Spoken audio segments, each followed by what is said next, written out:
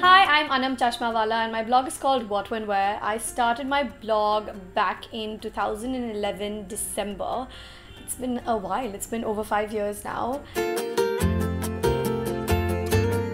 I started my blog with the idea of finding a place to vent out all my thoughts on. I always had people coming up to me and asking me where I shop from, how I wear my makeup. I've always been slightly experimentative in my sense of style, but at the same time I always chose to sort of try something new. And I feel like that element is something that didn't go unnoticed, and people would always ask me where I'm buying my things from or how I'm styling and what goes through my mind.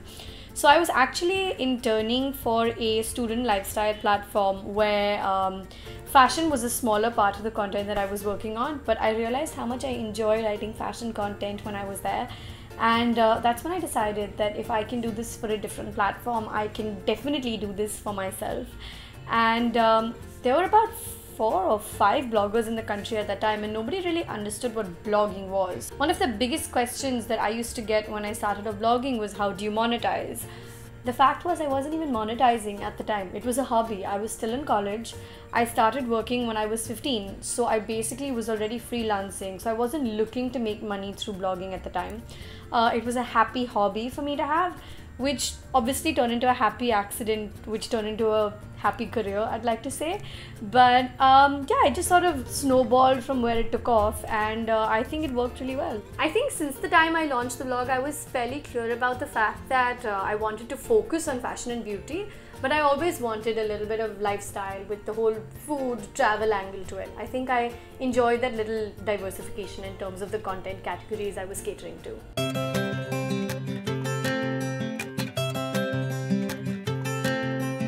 So picking the right name for the blog was a little bit of a tricky matter for me. I always wanted to consolidate the idea of a happily ever after, coming from the fact that I've always dug Disney stories all my life, in combination with something that was more fashion oriented, which is why when I launched my blog in December 2011, it was called Fashionably Ever After. I was 18 and I was absolutely into the Disney zone, so I thought Fashionably Ever After was the best name I could ever come up with, and I still love the name, so I'm not judging myself there at all. But I think after around a year, I realized that this name was sort of stereotyping my fashion, also stereotyping the kind of brands that were reaching out to me, that were beginning to reach out to me for collaborations. Also somewhere I think I outgrew the whole phase after a period. And that's when I sort of went through the process of rebranding, and on April 25th, 2013, I relaunched my blog with the name of What When Where.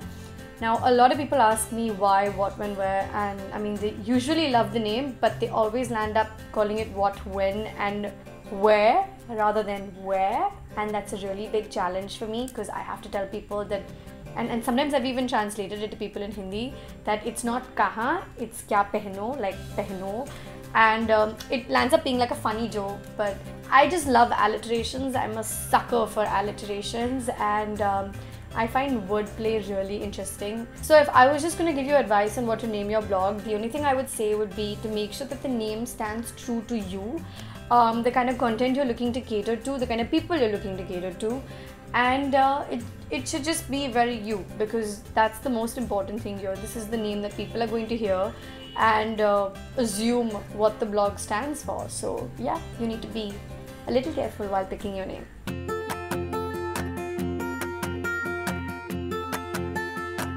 I think that being in the space of a blogger can sometimes look really, really easy, because so many people think that you're just standing there and clicking pretty pictures and wearing nice clothes, but I think that there's a lot of work that goes into it.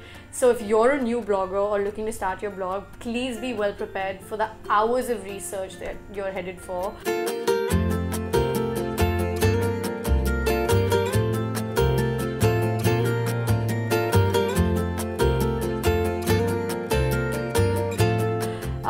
I think that if you want to stand out from the crowd and you want to sort of just make sure that you get noticed and not lost amongst this new blogger wave that India is going through, you need to be really sure about what sets you apart.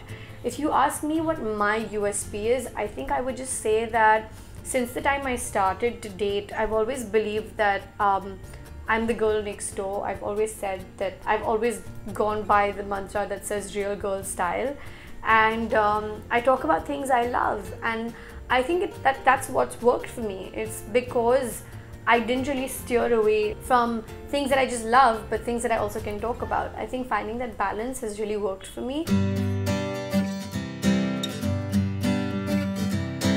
So developing your portfolio is definitely a really important aspect of what you're doing.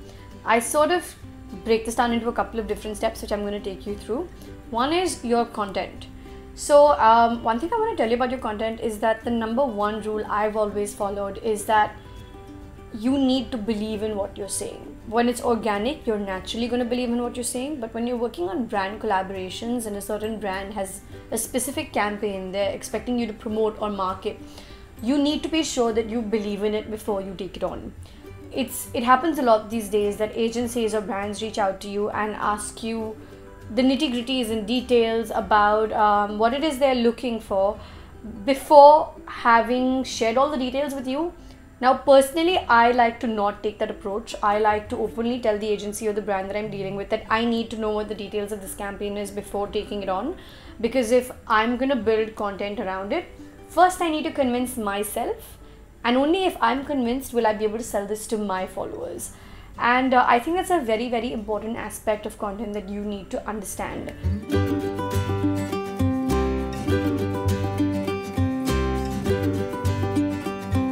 Don't be shy to say no to brands or say no to brand collaborations if they don't stay true to your word.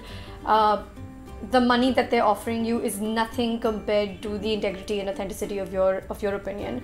So that's something that should never be compromised. Another important aspect of content is the production value. Now, I know way too many people who create content through images produced from their cell phone, and also for that matter videos, not just images.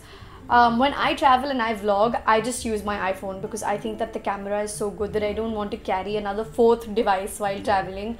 For the longest time, I shied away from using images that were like cell phone clicked on my blog.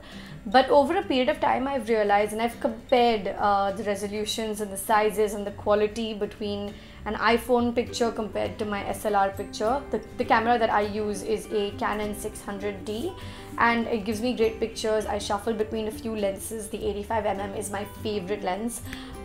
So I think that you sort of have to pick and choose between what works for you, and depending on where you're going to is really important. So naturally when I'm traveling, I carry my SLR along, but there are certain occasions where I feel like a cell phone picture, which then probably can get edited on Photoshop just to kind of bring out the colors, make them pop a little bit, is also very useful.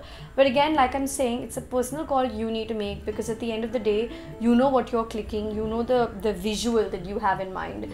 But just don't forget that content, whether text, photos or video, need to really be what you want to say, because that is the entire essence of your blog. Your opinion is the essence of your blog, and your opinion is what makes you different from everybody else in the world.